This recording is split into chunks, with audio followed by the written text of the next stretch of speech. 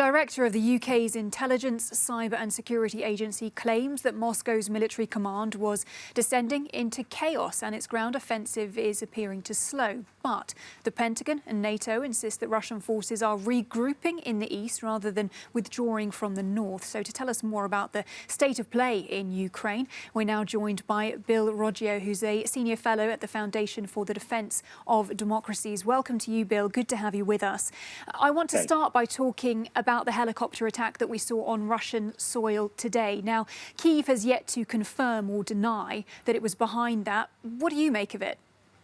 Yeah, this very likely was a Ukrainian strike. The reports I'm seeing are that there were two helicopters, flew in low, slipped across the border, and conducted an attack.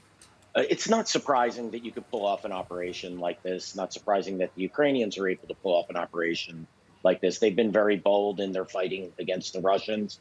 I think they've expertly stalled the Russian operation around Ukraine. And the fact that, their Air Force hasn't been destroyed. There's another thing here, too. Surface-to-air missiles and air defenses are not immune to a strike like this. Helicopters are able to slip in low, very close to the ground and conduct attacks like this. I'm guessing the Russians probably weren't prepared for something like this as well. So it's something, the Ukrainians are showing the Russians their teeth here. So do you think this brings the war into a new phase? And who do you think has the edge here right now? In this particular instance, I don't think it brings anything into a new phase. We'd have to see multiple attacks like this to be able to determine if the Ukrainians actually are able to conduct offensive air operations. I would say in the north, we're probably at a stalemate situation. That would be in Kyiv and Kharkiv area. Maybe advantage to the Ukrainians at this point. The Russians do appear to be regrouping. They look to be stabilizing their lines. They failed to encircle Kyiv. I think this was not the only objective of the Russians, but one of the objectives. But I think the fighting in the east and the south is being ignored.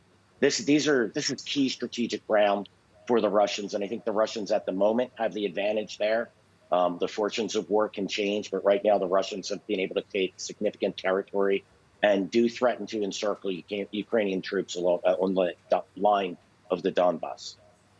I want to ask about weaponry then, and as this war goes further forward, Putin's coffers being depleted by sanctions, and at the same time NATO countries pooling weapons together. At a certain point, could the maths just work out that the Ukrainians would have the edge in weaponry?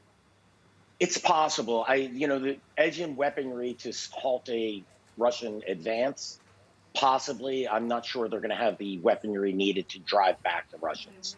That's the real question, but we'll see. I mean, in order to do this, the Ukrainians would need more armored forces, more tanks, more armored personnel carriers. They'd need more aircraft in order to conduct offensive operations in areas in the east and south where the Russians do have a military edge. The Russians have not committed the full weight of their military to this operation at this time. They do have a large amount of reserves that they can. Perhaps they don't want to use them in Kiev, but I have a feeling the Russians would be more inclined to defend their gains in the south and east. Fortunes of war change. It's hard to predict how this will play out.